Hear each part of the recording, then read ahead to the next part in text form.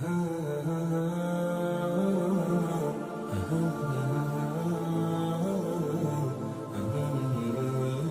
دیکھیں اللہ تبارک و تعالی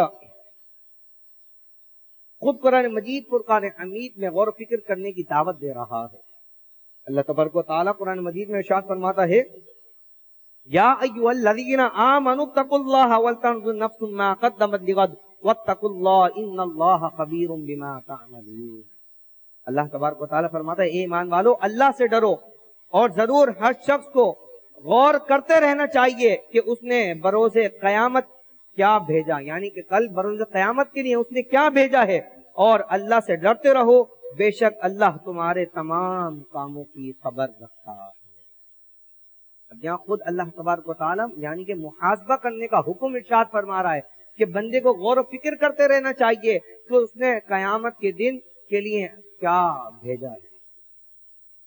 روایتوں میں آتا ہے بزرگان دین فرماتے ہیں، حدیث مبارکہ بھی ہے کہ حضور علیہ السلام نے ارشاد فرمایا بندے کا مال کیا ہے؟ صحابہ نے پوچھا تو حضور علیہ السلام نے فرمایا بندے کا مال وہ ہے جو مال اس نے اللہ کی راہ میں خرچ کر دیا، یہ اس کا مال ہے، باقی جو اس نے جمع کر کے رکھا ہوا ہے وہ اس کا مال نہیں ہے۔ کیوں؟ کیونکہ آنکھ بند ہونی ہے، اس کے بعد وہ اس کے والے وراثت بن جانا ہے، لوگوں میں تقسیم ہو جانا ہے، وہ مال اس کے لیے باقی نہیں رہنا ہے، بلکہ اس کا مال تو وہ ہے جو اس نے خود اپنے ہاتھوں سے اللہ کی راہ میں خرچ کر دیا اور آخرت کے لیے اٹھا کے رکھ دیا۔ اب وہ مال قیامت کے دن اس کے کام آنا ہے، اور جو خرچ کر دیا وہ بھی ختم ہو گیا، وہ بھی اس کا نہیں ہے، لیکن صرف باقی مال کون سا ہے؟ مال اس کا ذاتی کون سا ہے جو اس نے اللہ کی راہ میں خرچ کیا، نیک کاموں میں مال کو خرچ کیا ہو، وہ مال اس کے دنیا اور آخرت میں دونوں جگہ جو ہے وہ کام آئے گا۔ اسی طرح حضرت سیدنا ابو یعلا رضی اللہ تعالیٰ سے روایت ہے کہ نبی کریم رؤوف رحیم صلی اللہ تعالی علیہ وسلم نے ارشاد فرمایا عقل مند اور محتاط شخص وہ ہے جو اپنا محاسبہ کرے اور موت کے بعد نفع دینے والے اعمال کرے، اور جو اپنا محاسبہ کرے اور مرنے کے بعد آنے والے کاموں کا نفع دینے والے کام کرے، اور بے عقل اور غیر محتاط وہ ہے جو اپنے نفس کی خواہشات کے پیچھے پڑا رہے اور اللہ سے انعام و اکرام کی تمنا کرے۔ جیسے کہ آج کل اگر ہم دیکھیں تو ہمارا یہی حال ہے، جو دوسری بات بیان کی گئی کہ ہم موت کے بعد نفع دینے والے کاموں میں مصروف تو نہیں رہتے، ہم نیک اعمال کرنے میں اپنے آپ کو مصروف نہیں رکھتے، لیکن ہم تمنا ضرور رکھتے ہیں کہ اللہ تبارک و تعالیٰ موت کے بعد ہمیں ڈائریکٹ جنت عطا فرمائے۔ یہاں تک کہ ہم یہ تمنا کرتے ہیں کہ اللہ تبارک و تعالی ہمیں بلا حساب و کتاب ہماری مغفرت فرما دے، کہ ہم سے حساب بھی نہ لے، لیکن ہم وہ اعمال بھی نہیں کرتے کہ جس کا نتیجہ یہ ہو کہ اللہ تبارک و تعالی ہماری بخشش و مغفرت کرے۔ تو حضور علیہ السلام نے فرمایا بے عقل شخص ہے وہ کہ جو اپنی خواہشات کے پیچھے پڑا رہے اور تمنا یہ کرے کہ موت کے بعد اللہ تبارک و تعالی مجھے انعامات عطا فرمائے، یعنی کہ جنت عطا فرمائے۔ اللہ اکبر۔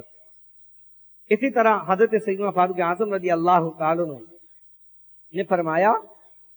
خود اپنا محاسبہ کرو اس سے پہلے کہ تم سے حساب لیا جائے، بڑی پیشی کے لیے خود کو سنوارو، خود دنیا میں اپنا محاسبہ کرتے رہا کرو اور اپنے آپ کو قیامت کے دن حساب و کتاب کے لیے تیار کرتے رہو۔ اس سیدنا فاروق اعظم رضی اللہ تعالیٰ کا عمل بھی تھا کہ آپ خود بھی اپنا محاسبہ کیا کرتے اور لوگوں کو بھی یہ ارشاد فرمایا کرتے اے لوگو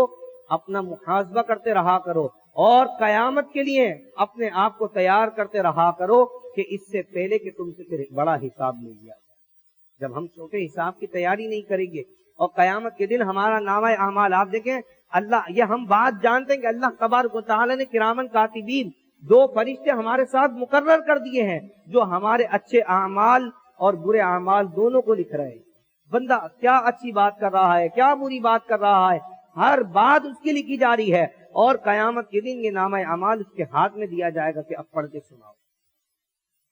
اب سوچے بندے کو خود کو محاسبہ کرنا چاہیے کہ آیا اگر میرا نامہ اعمال میرے ہاتھ میں دے دیا جائے، میرے رشتہ دار، عزیز و اقربا، گھر والے، دوست، احباب، رشتہ دار سب اس وقت سامنے موجود ہوں گے جن کے سامنے میں اپنے آپ کو بڑا اچھا سمجھتا ہوں، میں جن کے سامنے اپنے آپ کو بڑا نیک ظاہر کرتا ہوں، لوگ مجھے بڑا نمازی، حاجی، متقی، عبادت گزار سمجھتے ہیں، اور آیا کہ اگر یہ نامہ اعمال میرے ہاتھ میں دے دیا گیا تو کیا میں نامہ اعمال پڑھ کے سنا سکتا ہوں؟ کیا میں تنہائی میں اکیلے میں جو گفتگو کرتا ہوں، تنہائی میں جو اعمال کرتا ہوں، اگر وہ قیامت کے دن سب کے سامنے مجھے پڑھ کر سنانے پڑ گئے تو آیا کہ کیا میں یہ اعمال پڑھ کے سنا سکتا ہوں؟ اللہ اکبر۔ یہاں تک کہ محاسبہ اس طریقے سے ہونا چاہیے کہ بندہ جس طرح ظاہر اپنا سنوارتا ہے اسی طرح اپنے باطن کو بھی سنوارے، اللہ اس کے رسول صلی اللہ تعالی علیہ وسلم کے لیے نیک اعمال کرے، اور اسی طرح جس طرح اپنے ظاہر کو اپنے آپ کو سنبھالا ہوا ہے اسی طرح اپنے موبائل فون کو بھی بندہ پاک صاف رکھے۔ بعض لوگ، ایک شخص تو میں نے کہا بھائی قرآن مجید، فرقان حمید، سورہ ملک پڑھنے کی عادت بنا لیں اور قرآن پاک کو آپ اپنے موبائل میں ڈاؤن لوڈ کر لیں۔ وہ کہنے لگا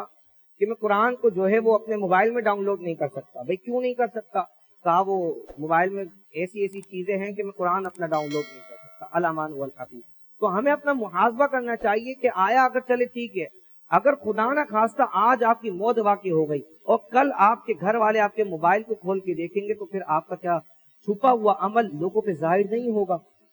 یہ تو اللہ تبارک و تعالیٰ کا احسان عظیم ہے کہ اللہ تبارک و تعالیٰ نے ہم پر پردہ ڈال رکھا ہے، اور ہمیں لوگوں کے سامنے جس طرح ہم اچھا ظاہر کرتے ہیں اسی طرح لوگوں کے سامنے اللہ نے ہمیں اچھا ظاہر کر رکھا ہے۔ لیکن یاد رکھیے کہ قیامت کے دن ہر بندے کا پردہ اٹھا دیا جائے گا، لیکن اللہ تبارک و تعالیٰ جس کا پردہ رکھنا چاہے قیامت میں بھی پردہ رکھے گا۔ لیکن ہمیں خود اپنا محاسبہ کرنا چاہیے کہ آیا قیامت کے دن کے لیے میں نے اپنے آپ کو کتنا تیار کر رکھا۔ لیکن الحمدللہ اس کو سمجھایا، اس نے جو ہے الحمدللہ اپنے موبائل کو پاک صاف کیا اور اس کے بعد اس میں قرآن مجید، فرقان حمید ڈاؤن لوڈ بھی کر لیا۔ تو ہمیں ہر وقت اللہ تبارک و تعالیٰ اس کے پیارے حبیب صلی اللہ تعالی علیہ وسلم کی اطاعت میں جو ہے وہ زندگی گزارنا چاہیے۔